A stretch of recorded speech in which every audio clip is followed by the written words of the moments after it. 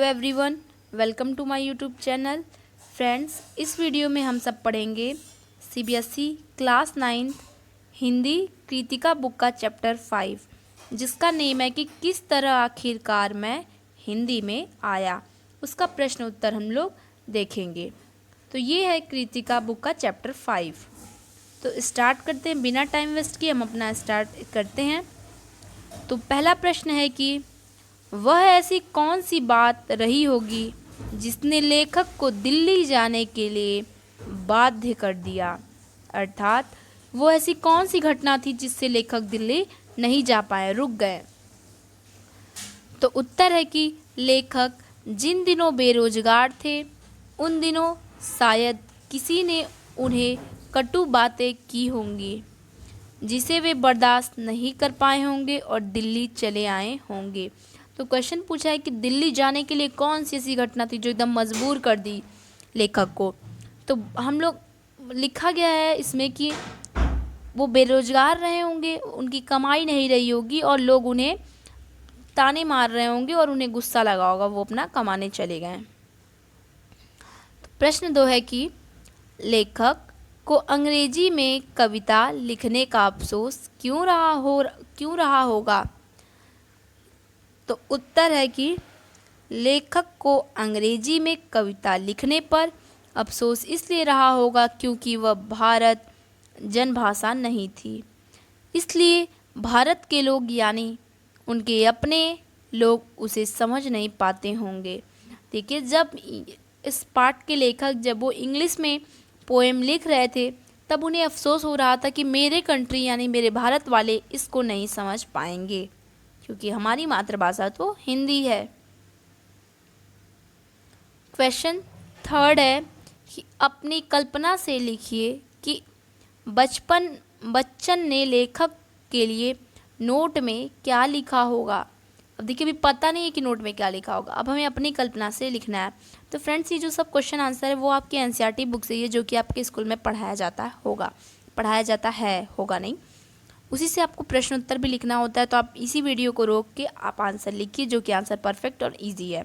देखिए, 3 लाइन या 2 लाइन में हो जा रहा है, तो अब 3 लाइन या 4 लाइन के लिए अब आप लर्न भी कर सकते हो, बड़े भी हो गए हो। तो वीडियो को रोक करके आप आंसर लिखिए, ये आपके उसी बुक से आप मैच कर लीजिए और करके लिखिए। तो तीसरा क्वेश्चन पूछा है कि अपनी कल्पना से लिखिए कि बच्चन ने लेखक के लिए नोट में क्या लिखा होगा। उत्तर है कि दिल्ली के उकिल आर्ट स्कूल में बच्चन जी लेखक के लिए एक नोट छोड़कर गए थे। उस नोट में शायद लिखा होगा कि तुम इलाहाबाद आ जाओ, लेखन में ही तुम्हारा भविष्य निहित है। संघर्ष करने वाले ही जीवन पथ पर अग्रसर होते हैं, अतः परिश्रम करो, सफलता अवश्य तुम्हारे कदम चूमेगी। देखिए, यही मतलब ये हम लोग अंदाज़ा लगाए हैं कि यही बच्चन ने उनके नोट पे लिखा होगा जब वो उकिल आर्ट स्कूल में बच्चन जी मतलब लेखक के लिए एक नोट छोड़कर चले गए थे, जिसमें शायद वो लिखे होंगे कि तुम भी इलाहाबाद आ जाओ, राइटर बन जाओ, लेखक बन जाओ, जिसमें तुम्हारी ज़िंदगी है और परिश्रम बिना किए कुछ नहीं मिलने वाला है, यानी तुम आओ और परिश्रम करो। अब चौथा प्रश्न है कि लेखक ने बच्चन के व्यक्तित्व के किन किन रूपों को उभारा है। तो लेखक ने बच्चन के किन किन रूपों को उभारा है, तो उन सारे रूपों को हमें लिखना है। तो 4 या 5 रूप लिखना ज़रूरी है। तो उत्तर देखते हैं कि लेखक ने बच्चन के व्यक्तित्व को अनेक रूपों को उभारा है। नंबर पॉइंट डाल के लिखते हैं कि पहला पॉइंट, बच्चन का स्वभाव संघर्षशील, परोपकारी, फौलादी संकल्प वाला था। यानी जो बच्चन थे वो बहुत ही संघर्षशील यानी बहुत मेहनत करने वाले थे, परोपकारी एक दूसरे पे उपकार करने वाले थे और बहुत संकल्प वाले व्यक्ति थे। दूसरी पॉइंट है कि बच्चन जी समय के अत्यंत पाबंद होने के साथ साथ कला प्रतिभा के पारखी थे। उन्होंने लेखक द्वारा लिखे एक ही सोनेट को पढ़कर उनकी कला प्रतिभा को पहचान लिया था। अब उनकी तीसरी व्यक्तित्व है कि बच्चन जी अत्यंत कोमल एवं सहृदय मनुष्य थे, यानी वो बहुत दयालु और कोमल व्यक्ति थे। फोर्थ पॉइंट है कि वे हृदय से ही नहीं कर्म से भी परम सहयोगी थे। उन्होंने न केवल लेखक को इलाहाबाद बुलाया बल्कि लेखक की पढ़ाई का सारा जिम्मा भी उठा लिया। बताया गया कि बच्चन जो थे वो दिल से ही नहीं अच्छे थे, यानी हृदय से ही नहीं अच्छे थे, उनके कर्म स्वभाव भी अच्छे थे। वो सबकी हेल्प भी करते थे, जैसा कि लेखक को इलाहाबाद बुलाएं और पढ़वाएं, लेखक की पढ़ाई भी लेखक की पढ़ाई वो खुद करवाएं। अब देखिए फिफ्थ क्वेश्चन है हमारा। फ्रेंड्स, आपसे रिक्वेस्ट है कि अगर आपको वीडियो अच्छी लग रही हो तो कमेंट में मुझे बताइए कि हाँ वीडियो अच्छी है, ताकि हमें पता चले कि हाँ हम भी अच्छा बना रहे हैं और मैं आपके लिए और अच्छा बना सकूं। तो कमेंट पे ज़रूर बताइएगा और वीडियो के एंड तक वॉच कीजिए।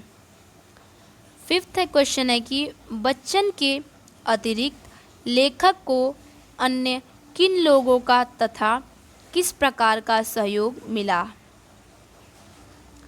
अब उनको बच्चन तो सहायता किए ही थे, बच्चन ही ना लेखक की पढ़ाई करवाए थे लेखक को, तो और कौन कौन इनको सहयोग किया था उसका हमें लिखना है। तो पहले आप हेडिंग डालेंगे कि लेखक को बच्चन के अतिरिक्त निम्नलिखित लोगों का सहयोग प्राप्त हुआ। ठीक है, अब आप लिखेंगे कौन कौन उनका साथ दिए थे। हेडिंग डालिए, पहला तो तेज बहादुर सिंह साथ दिए थे, तो अब तेज बहादुर सिंह के बारे में लिखिए कि कैसे वो साथ दिए थे। फिर कवि नरेंद्र शर्मा की हेडिंग डालिए क्योंकि वो भी उनका साथ दिए थे। बच्चन के पिता भी लेखक बनने के लिए साथ दिए थे और सुमित्रा नंदन पंत भी उनका साथ दी थी लेखक के क्षेत्र में जाने के लिए, और लेखक के ससुराल पक्ष वाले भी लोग साथ दिए थे। अब आप सबकी हेडिंग डालिए और उसके बारे में लिखिए कि लोग किस प्रकार सहयोग किए थे। जैसा पहला है हमारी हेडिंग कि तेज बहादुर सिंह, ये क्या किए थे कि ये लेखक के बड़े भाई थे। ये आर्थिक तंगी के दिनों में उन्हें कुछ रुपए भेजकर उनका सहयोग करते थे, यानी जब वो लेखक की पढ़ाई करने गए तो उनके बड़े भाई तेज बहादुर सिंह उनके लिए स्थिति खराब होने के बाद भी कुछ पैसे इकट्ठा करके उनके पढ़ाई के लिए भेजा करते थे। अब है कवि नरेंद्र शर्मा।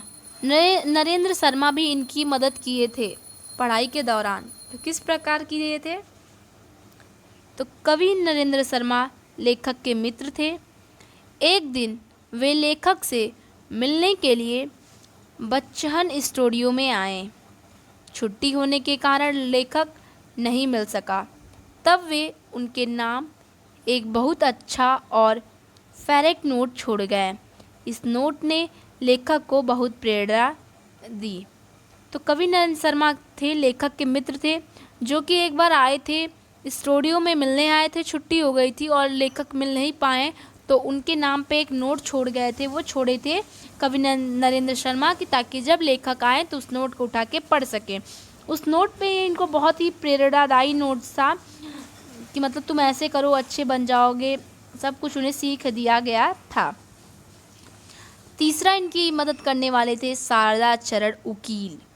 ये कौन थे? ये कला शिक्षक थे। इनसे लेखक ने पेंटिंग की शिक्षा ली। तो शारदा चरण उकील थे जो लेखक थे, मतलब वो कला के शिक्षक थे, जो कि कला बनाना सीखे थे। पेंटिंग करना लेखक ने इन्हीं से सीखा था। अब है कि बच्चन के पिता, जब लेखक इलाहाबाद में आकर बस गया तो उन्हें स्थानीय अभिभावक की आवश्यकता थी। तब हरिवंश राय बच्चन के पिता ने उनका अभिभावक बनना स्वीकार किया। जब लेखक आए थे पहली बार इलाहाबाद पढ़ने के लिए तो उन्हें टीचर नहीं मिल रहे थे, तो बच्चन के पिता मतलब हरिवंश राय बच्चन के पिता ने उनका अभिभावक बनना स्वीकार किया, यानी वो खुद टीचर बन गए बच्चन के पिता। अब है सुमित्रा नंदन पंत, ये भी इस लेखक की हेल्प की थी। ये किस प्रकार की थी? देखिए,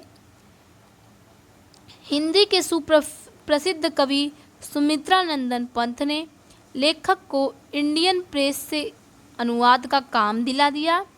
उन्होंने लेखक द्वारा लिखी कविताओं में कुछ संशोधन भी किया।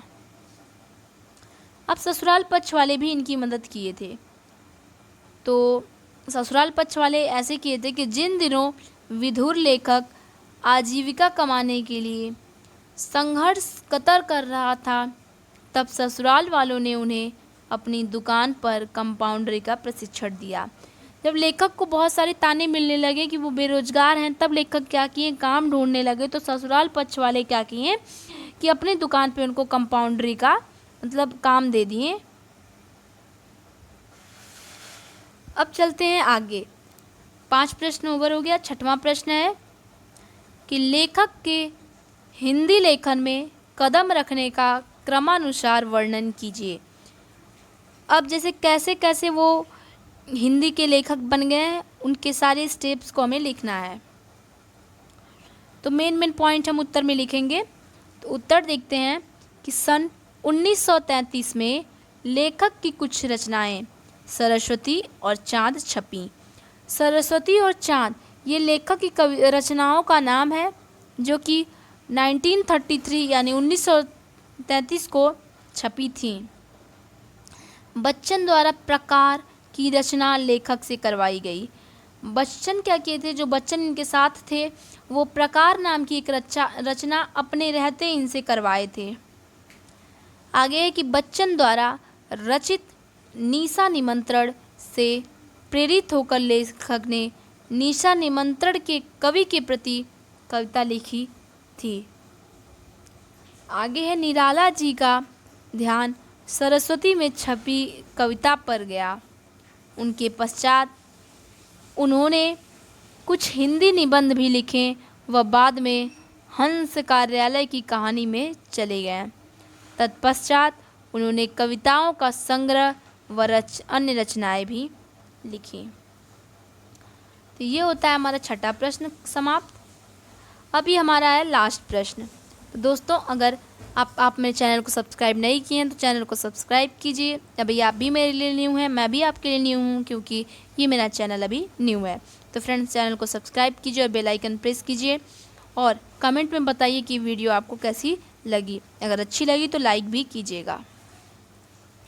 तो क्वेश्चन 7 है कि लेखक ने अपने जीवन में जिन कठिनाइयों को झेला है उनके बारे में लिखिए।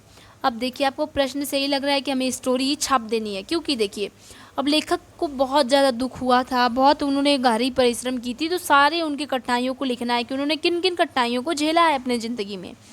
तो आप ये करिए कि आसान मतलब आप मेन घटनाओं को लिखेंगे बारीकी से। देखते हैं उत्तर। शॉर्ट बना के लिखा जाएगा, नहीं तो पूरी बुक ही छापनी पड़ जाएगी। तो उत्तर है कि लेखक ने अपने जीवन में प्रारंभ से ही अनेक कठिनाइयों को झेला। वह किसी के व्यंग बाण का शिकार होकर केवल 5-7 रुपये लेकर ही दिल्ली चला गया। वह बिना फीस के पेंटिंग के स्कूल में भर्ती हो गया। वहाँ उसे साइन बोर्ड करके गुजारा चलाना पड़ा। लेखक की कठिनाइयों का ये भी कारण है कि लेखक के पास पैसा नहीं था। वो लोगों के ताने सुनते सुनते लोगों के दुख से वो 5 या 7 रुपये लेकर ही दिल्ली चले गए थे। और जब वो दिल्ली में एडमिशन लेना पड़ा उनको, तो उनके पास फ़ीस भी नहीं थी। फिर भी वो क्या किए कि उकील स्कूल में, पेंटिंग वाले स्कूल में बिना फीस के भाग ले लिए थे। साइन बोर्ड पेंट करके उन्हें अपना मतलब खर्चा चलाना पड़ा। और लिखा गया कि लेखक की पत्नी का टीबी के कारण देहांत हो गया था और वे युवावस्था में ही विधुर हो गए। इसीलिए उन्हें पत्नी वियोग का पीड़ा भी झेलना पड़ा। जब ये युवावस्था में थे, यानी जब ये जवान थे, अभी युवा थे, तभी इनकी पत्नी को टीबी नाम की एक बीमारी पकड़ ली थी, जो आप भी सुने होंगे। तो टीबी नाम की बीमारी पकड़ ली थी और उसी बीमारी के कारण उनकी पत्नी का देहांत हो गया, जिससे उन लेखक को इतनी कम उम्र में विधुर होना पड़ा, यानी बिना पत्नी का होना पड़ा। बाद में एक घटना चक्र में लेखक अपनी ससुराल देहरादून आ गया। वहाँ वह एक दुकान पर कंपाउंडरी सीखने लगा। यह बच्चन जी के आग्रह पर इलाहाबाद चला गया। वहाँ बच्चन जी के पिता उन्हें लोकल गार्जियन बने। जैसे कि लोकल गार्जियन कहने का मतलब है टीचर, गाइड करने वाला। बच्चन के पिता बन गए और ये एक किसी कारण ये ससुराल चले आए और कंपाउंडरी सीखने लगे। फिर वो बच्चन के कहने पे इलाहाबाद आ गए। आगे है कि बच्चन जी ने उसकी एमए की पढ़ाई का खर्चा उठाया। बाद में उसने इंडियन प्रेस में अनुवाद का काम भी किया। उसे हिंदू बोर्डिंग हाउस के कॉमन रूम में एक सीट फ्री मिल गई थी। तब वह अधिक संघर्ष से जूझ रहा था। तो ये रही हमारे लेखक की परेशानी, जो कि इतने कठिनाइयों से झेलकर एक लेखक बने हैं। तो मैं ये भी कहना, इस पाठ से आपको ये भी सीख मिलती है कि हमें भी निरंतर काम करना चाहिए। कठिनाइयाँ तो आती ही रहती हैं जीवन में, हमें भी मतलब धैर्य से काम करना चाहिए और हमें अपने लक्ष्य को प्राप्त करना चाहिए। तो दोस्तों, ये चैप्टर होता है हमारा ख़त्म। अब हम नेक्स्ट वीडियो में नेक्स्ट चैप्टर के साथ मिलेंगे। ये चैप्टर था हमारा पार्ट 5, जो कि था किस तरह मैं आखिरकार मैं हिंदी में आया, यानी कैसे मैं हिंदी का लेखक बन गया, क्या मेरी थी जीवन मेरा कैसे बीता। तो दोस्तों, ये चैप्टर होता है हमारा ख़त्म। अगर आपको वीडियो अच्छी लगी हो तो वीडियो को लाइक कीजिए, और अगर ज़्यादा कुछ अच्छी लगी हो तो आप अपने दोस्तों को शेयर कीजिए और कमेंट में बताइए कि हाँ मुझे अच्छी लगी है, और चैनल को सब्सक्राइब कीजिए। Thanks for watching my video my dear friends.